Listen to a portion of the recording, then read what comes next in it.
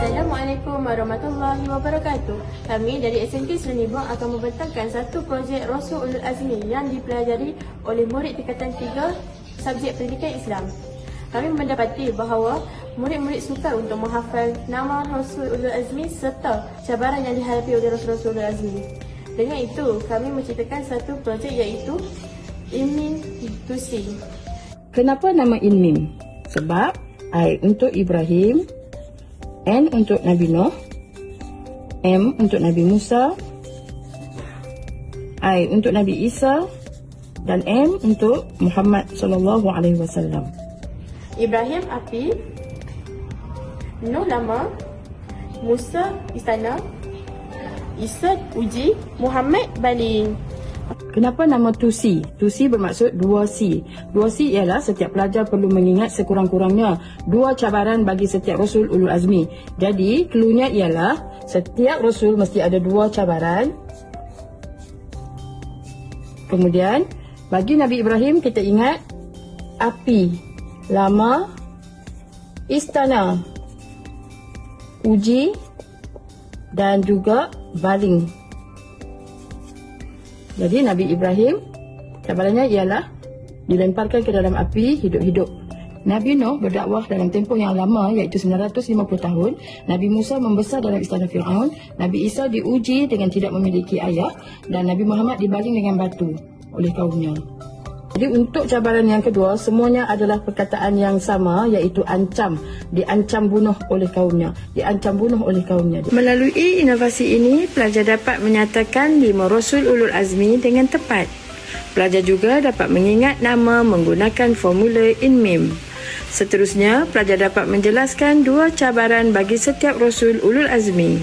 Di dalam InMIM Tusi, kami juga sertakan permainan iaitu InMIM Dice. Murid juga dapat buat pengukuhan nama-nama Rasul dan cabaran-cabaran yang dihadapinya. Cara-cara bermain InMIM Dice ni ialah dengan membalingkan dadu.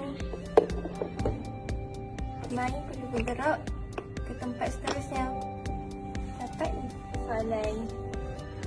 Terangkan cabaran yang dihadapi oleh Nabi Musa. Membesar dalam istana Fir'aun.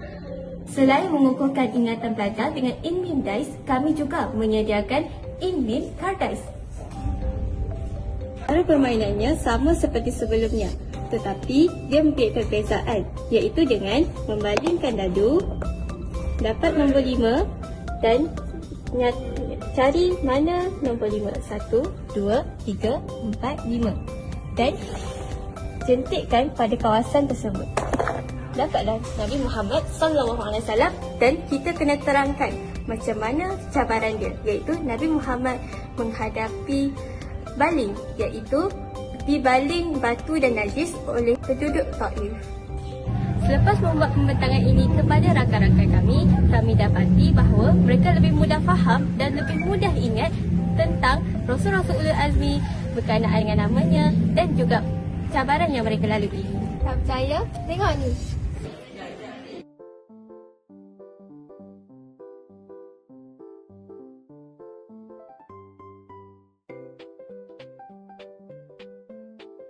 Okay, best.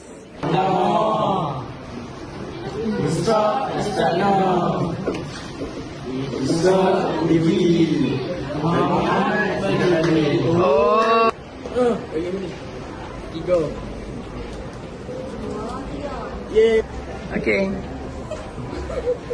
Senaraikan nama-nama Rasul Ulul Azmi. InMIM. InMIM Nabi Ibrahim, Nabi Nuh, Nabi Musa, Nabi Isa dengan Nabi Muhammad. Betul. Yeay.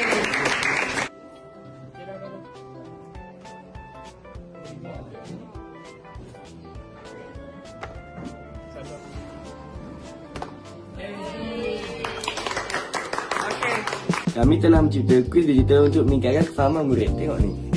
Nabi yang berdakwah dalam tempoh masa yang lama iaitu 950 tahun. Jawapannya ialah Nabi Nuh. Mainan ini memang best sangat. Terima kasih. Terbaik. Mereka bermain bukan mesti senang nak ingat Rasul-Rasul. Betul tu. Dengan inovasi ini, saya rasa saya mudah faham.